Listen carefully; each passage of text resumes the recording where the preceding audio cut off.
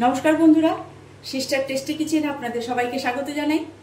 আর আজকে টেস্টি কিচেনের রেসিপি হচ্ছে বাদাম দিয়ে কুরকুরে আলু ভাজা।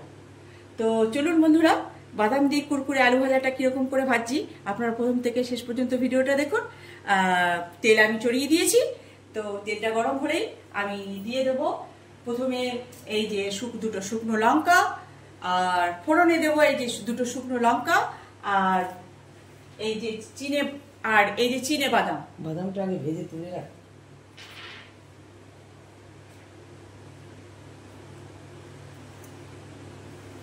তাহলে ওর মধ্যে দিয়ে ভাজবি। বন্ধুরা, প্রথমে আমি বাদামগুলোকে ভেজে তুলে রাখবো।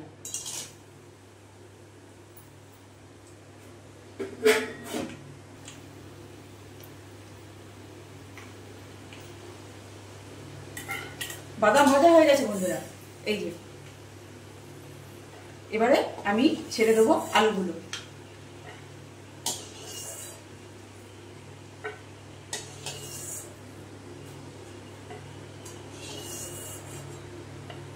এই যে আমি বাদামগুলো ভেজে তুলে নিলাম, এবারে ছেড়ে দেবো এই যে কুচিয়ে রাখা আলুটা। ফোড়ন দে, হ্যাঁ দে। এইবারে এই দুটো লঙ্কা ফোড়নে দিলাম।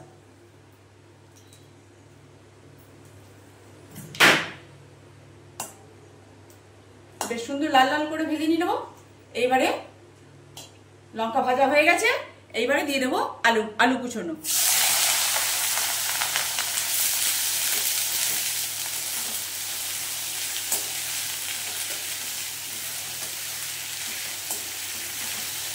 এবার সুন্দর করে লাল লাল করে ভাজবো। বন্ধুরা, এবারে স্বাদ অনুযায়ী দিয়ে দেবো নুন।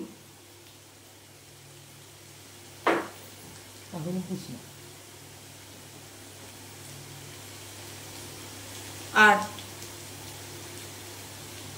সামান্য হলুদ গুঁড়ো।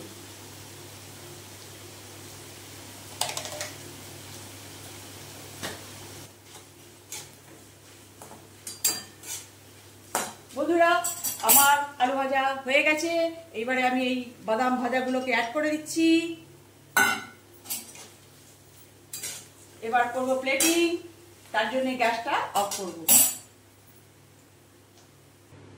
বন্ধুরা, এই যে আমার আলু ভাজা কুরকুরে, বাদাম দিয়ে কুরকুরে আলু ভাজা কেমন লাগছে বন্ধুরা? একদম মুচমুচে, একদম মুচমুচে। এই যে এমন ডললাম, এই দেখুন একদম মুচমুচে বাদাম দিয়ে কুরকুরি আলু ভাজা। বন্ধুরা, এই যে আজকে আমার থালি মোগলাই ডাল আর সাদা ভাত আর বাদাম দিয়ে কুরকুরি আলু ভাজা। তো বন্ধুরা, কেমন লাগছে একটু কমেন্টসে জানিয়ে দেবেন, আর আপনারাও নিজেরা বানিয়ে খাবেন। আজকে আমার এইটা থালি, ভাত, সাদা ভাত, কুরকুরি বাদাম দিয়ে কুরকুরি আলু ভাজা, আর এটা হচ্ছে মোগলাই ডাল। কেমন লাগছে বন্ধুরা আমার আজকে থালি?